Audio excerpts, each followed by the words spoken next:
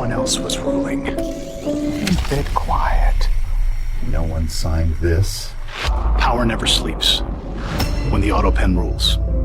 The Autopen Reckoning, in theaters now.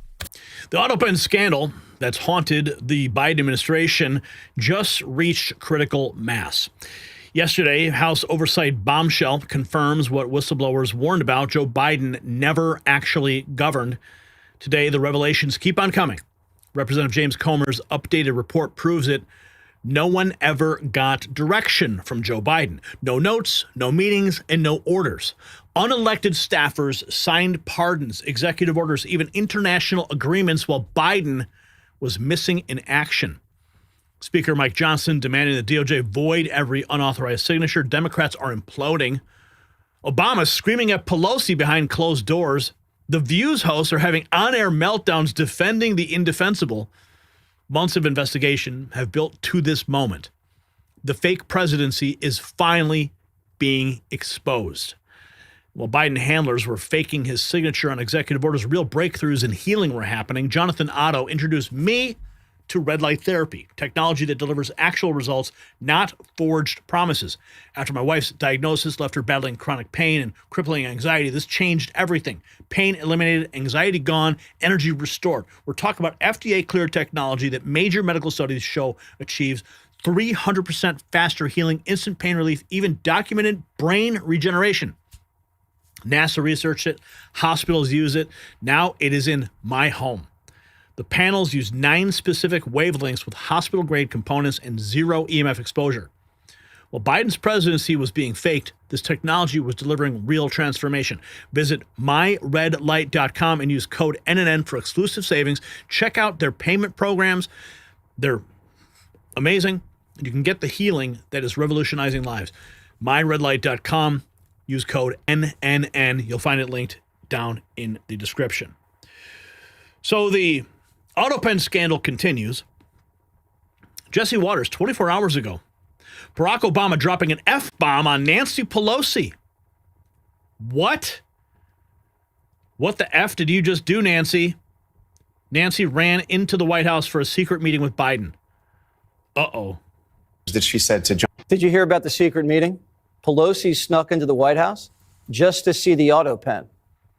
She goes to have a secret meeting with Joe Biden in the White House. As the meeting concludes, and, Pelosi's not telling him directly to get out, but reiterating the message that she said to Jonathan, that these two devout Catholics take out their rosaries and they say a prayer together. And Pelosi leaves. It is the last time that they had any meaningful exchange of words.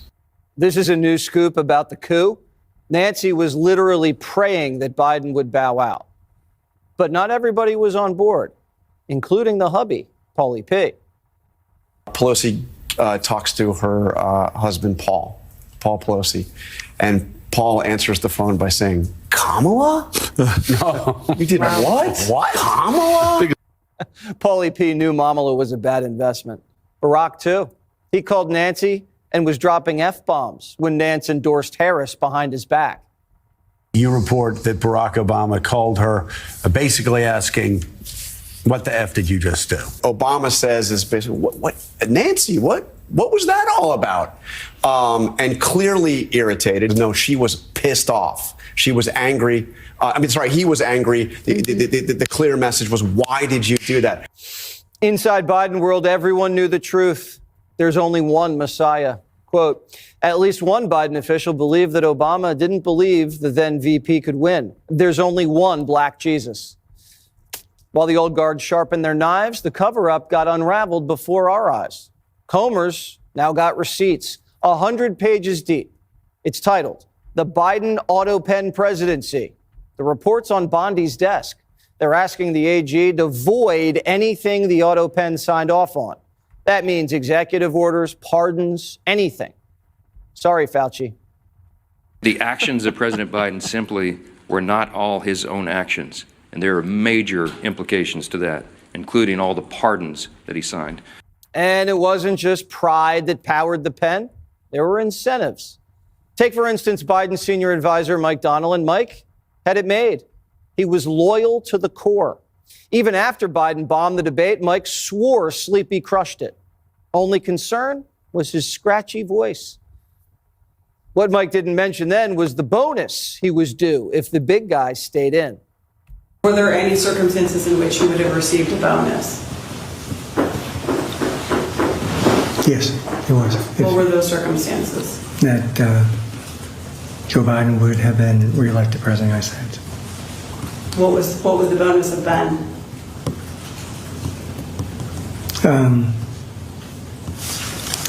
I believe it would have been $4 million. $4 million. So Biden insiders lied for money. Didn't realize defending democracy came with a signing bonus. Did you hear about the secret? Wow. Absolutely remarkable. Obama not pleased with the intervention. Now, let's take a look here. There's a lot of reaction. Gunther Eagleman. I don't think I've watched a Democrat get triggered like this in decades. She couldn't even handle the softball interview from Jake Tapper. Alleged in its report that there was a cover-up of the House Oversight Committee. Democrats are calling the Republicans' investigation into President Biden's Autopen usage a sham after the Republican-led committee alleged in its report that there was a cover-up of Biden's cognitive decline and sent a letter to the Justice Department saying that legal consequences are warranted. Ranking Democrat on the committee, Robert Garcia, says aides testified that Biden fully executed his duties and authorized every executive order, pardon, and use of the Autopen. Let's bring in Democratic Congresswoman Melanie Stansbury, who sits on the committee. Congresswoman, the conclusion of this 93-page report hinges on the lack of written approval traceable to the president's own consent when it comes to these pardons and highlights staffers' confusion about the paper flow. Democrats drew their own conclusions. What evidence are you pointing to that refutes this report? Well, Jake, thank you so much for having me on. I have to say that I am deeply disturbed that this is a lead story on national network television tonight, as we are 4 days away from 40. She's pissed off that CNN's covering it. How dare you? How dare you? 2 million Americans losing food assistance, as literally the White House is building a $300 million ballroom, and they are choosing to cut off food assistance and SNAP to 42 million Americans. They are going to let seniors, children, veterans, and millions of Americans starve. And this is what we're covering. So let me just say this. The bizarre obsession that House Republicans have with Biden is exactly that. He's not even president right now. Donald Trump is president. He is literally overseas. He is not. Yeah, what did they do to Donald Trump when he wasn't president? They raided his home. They forced him into courtrooms across the country. Georgia, New York, mugshots, perp walks. And you're complaining that they're investigating the abuse of his executive authority? Typical. Trying to reopen the government. He is not trying to feed the American people. He is not trying to deal with the healthcare crisis. And he literally was being led around a ballroom by the Japanese prime minister last night. Please spare me. Oh, yeah, but over on The View, Whoopi Goldberg very upset that Republicans are investigating Biden's Autopen use.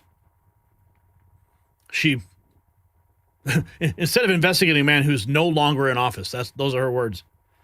Again, I bring up, what did they do to Donald Trump when he wasn't in office, right? And out. Soybean. I mean, it's kind of crazy. You know, I kind of agree with him. If you, instead of investigating a man who is no longer in office, I would like y'all to find out why the U.S. military is striking vessels without verifying who's in them. Yeah. I want the government shut down to figure. Oh, whoopee. They know who's in those vessels. They've declared it clearly. You're gaslighting. Out what's going on, because it's getting ready to be the longest one in history. SNAP benefits are about to run out. Soybean farmers in financial crisis. And of course, there is the unreleased Epstein files. Yes. Okay. Yep. Meltdowns continuing on The View. Here we have James Comer speaking with Laura Ingraham about the Biden presidency on autopilot. Any evidence? I mean, to the regular person watching this out there in TV land, this stinks to high heaven. So we need your gut check. You've seen all the documents. Is there any evidence indicating that Biden himself was involved in approving these pardons? Real hard evidence? There really isn't, and it's astonishing when you're talking about thousands of pardons and dozens of executive orders. Basically, any legal document, especially during the last 3 months of the Biden administration, that's what we focused on.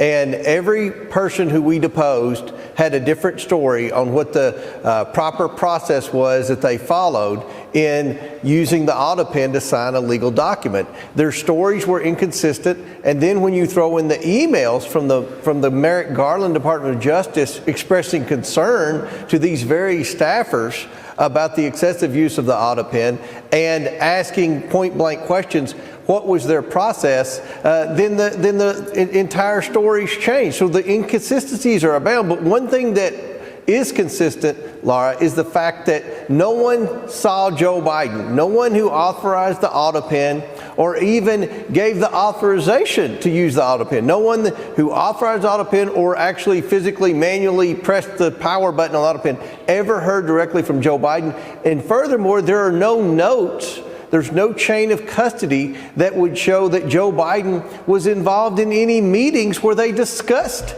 the pardon process. I mean, this is appalling, and everyone in America saw during the debate and during the last few months of the Biden administration, this was a president in decline. The staffers confirmed that they would go weeks, months, and even years without communicating with Joe Biden. This is a massive cover-up, and what we determined was every pardon should be declared null and void.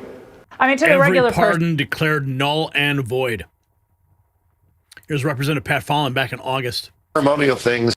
Oh, it is. And retroactively, I don't know if we can do anything retroactively, but moving forward, we can never have an Autopen be used to sign executive orders or pass legislation. You know, we have to. Those are for ceremonial things, like if a young Boy Scout or Girl Scout writes the president. You know, those kinds of things. That's what it's supposed to be used for. But the Biden administration was using it to pass legislation and to affect serious matters like these pardons. So in the future, no president, Republican or Democrat, should do that.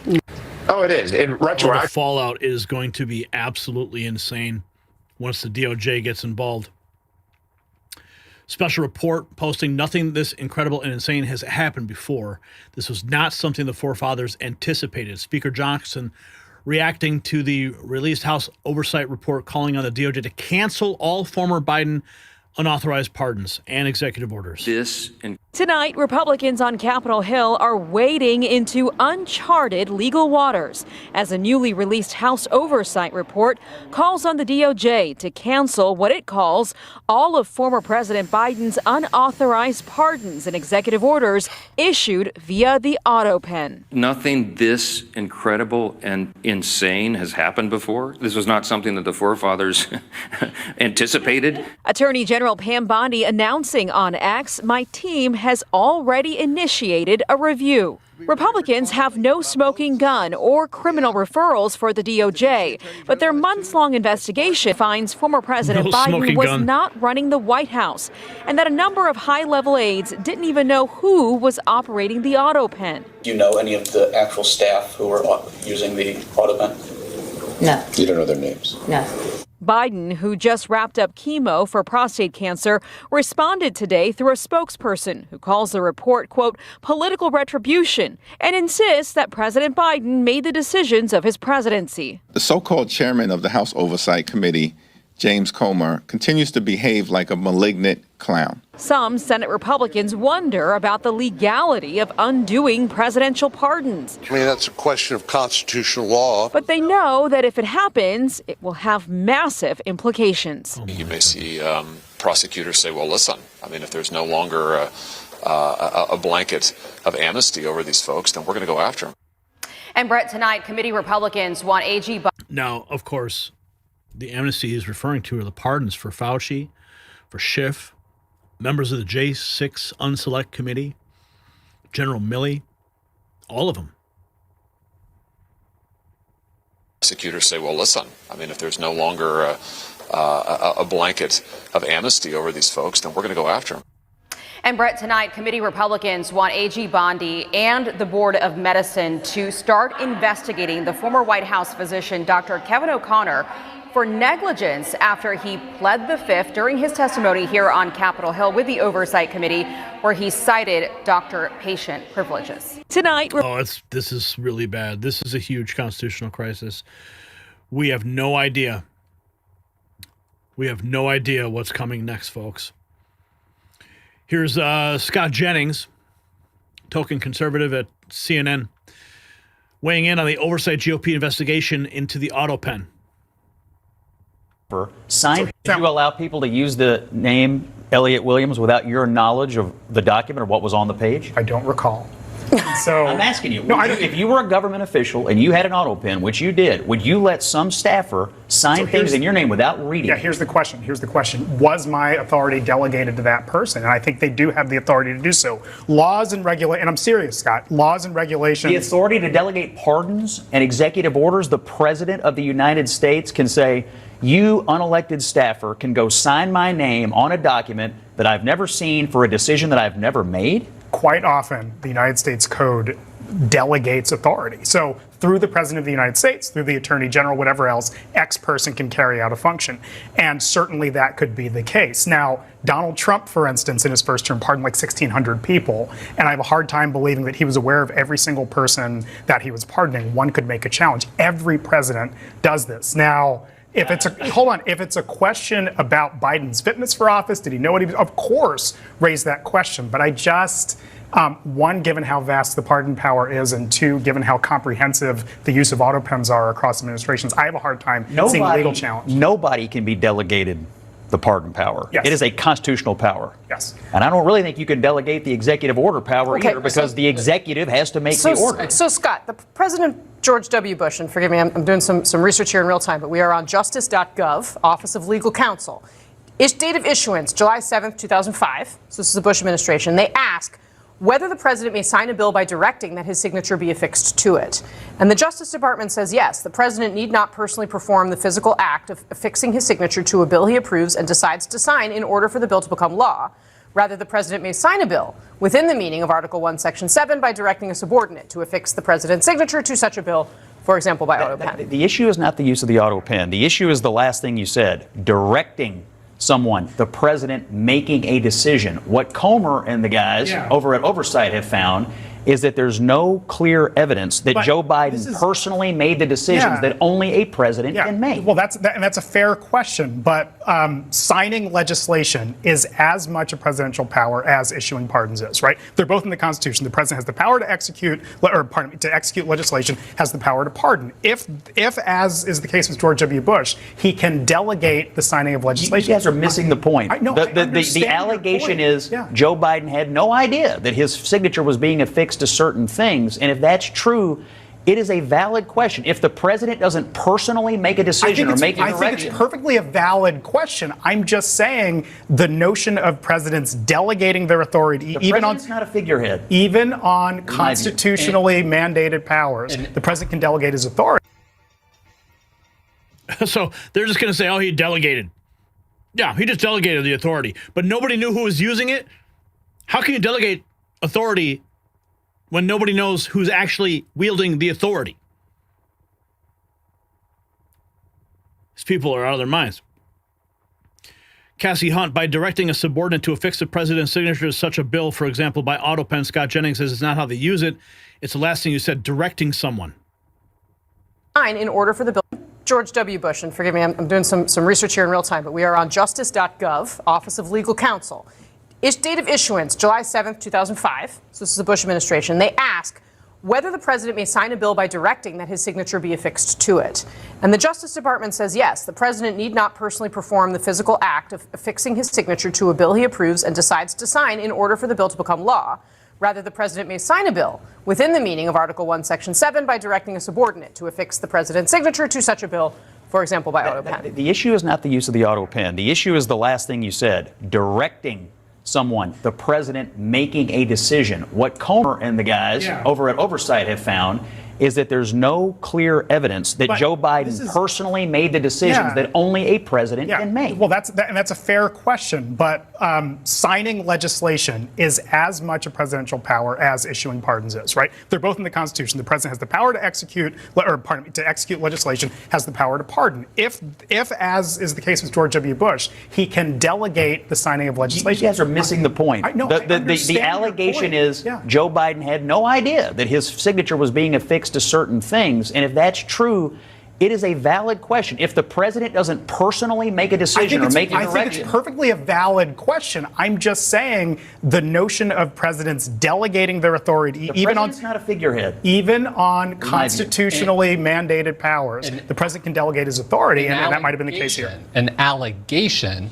that you say there's no right. There's no evidence that supports that allegation. Every piece of testimony that's come before the committee so far by people who would be in the know have all said the president knew, he was aware, he directed. The president has said it since then that he was aware and he knew and he directed. Yeah, and so Scott, we were talking about this. We were talking about this in the break. I mean, one thing that could be done is you call the president and people around him to testify to explain his level of knowledge. My point is, and they did.